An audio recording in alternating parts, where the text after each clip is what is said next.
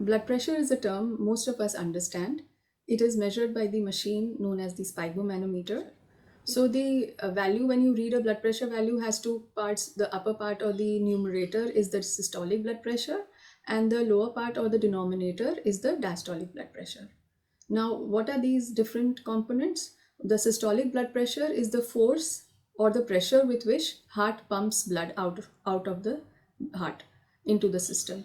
And diastolic blood pressure is the resistance that is offered by the vessels in the different organs. According to the NICE guidelines, around 8 to 10% of pregnancies can get complicated by this blood pressure issue. Hypertension in pregnancy, as classified according to the NICE guideline, is typically segregated into three groups. First is the chronic hypertension, which means that the patient already has high blood pressure issues either before she got pregnant or before 20 weeks of pregnancy. The second subset is gestational hypertension, wherein only the blood pressure increases in pregnancy, and it usually starts to increase in the third trimester, which means after 28 weeks. However, the definition entails increase in blood pressure after 20 weeks of pregnancy. The third category is preeclampsia, and in this, it is a multi-organ systemic disorder, which means that herein blood pressure increase is just one part of the problem. This entity involves the different organs of the body, which means that it can affect the kidneys, wherein you can have protein leaking in the urine. It can affect the liver when the liver enzymes get deranged. It can affect the blood coagulation factors. It can affect the platelets in the blood. It can often affect the growth of the baby by affecting the placenta. Of these three, gestational hypertension is the most benign or innocuous condition. Usually, most women have a high blood pressure, which is of the mild category, and this can be just managed with monitoring, and most women then have delivery at 40 weeks.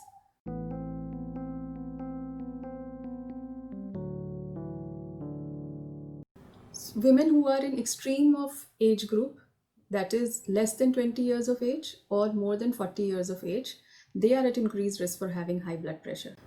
Somebody who already has underlying chronic hypertension is at increased risk for having increase in that blood pressure during pregnancy. Then women who have chronic kidney disease, they are at increased risk. Women who have multiple pregnancies, and that means they have twins or triplets, they are at increased risk for having. So these are a few conditions wherein we have to be extremely watchful about monitoring the blood pressure.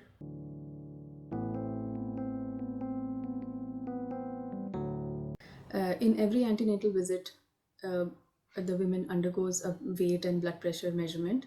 Other than blood pressure, the woman can have symptoms when her blood pressure starts to rise. There can be a sudden increase in weight because of water retention.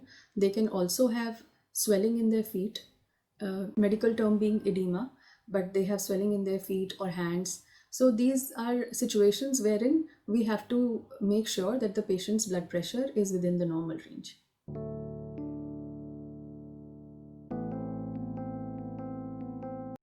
So blood pressure during pregnancy is measured in every antenatal visit. So it is very important that women undergo their antenatal checkups on time as per their schedule. If they have developed hypertension or high blood pressure in pregnancy, then it is important for them to do home monitoring of blood pressure as prescribed to them. It's important to take care of one's diet. All pregnant women should avoid added table salt in general, especially the ones who have got high blood pressure in pregnancy. So added table salt in salad and curd should be avoided. Then again, certain food items like pickles, papads, processed food, they have a lot of salt in it. So these should be definitely restricted by the women who have got high blood pressure in pregnancy. One should have a lot of fresh fruits and vegetables, fiber-rich diet that is always healthy. Exercise is another very important thing that a woman can do to keep her blood pressure under control. It's a common myth to think that when one has high blood pressure, then one should just do bed rest. no, bed rest has its role, but it doesn't mean 24 hours in bed. They should have adequate sleep and adequate rest. However, a minimum amount of exercise is very, very important. Maybe 30 to 45 minutes of walking is a wholesome exercise, and stretching exercises like prenatal yoga. Then coming to the fact that if somebody already has blood pressure, then one cannot ignore this fact. One has to accept and manage it according to the situation. And if antihypertensive medicines have to be started, then they have to be taken at regular intervals as the doctor has prescribed. Home monitoring of blood pressure has to be done, and one should not miss out on medicines because otherwise the BP will again shoot.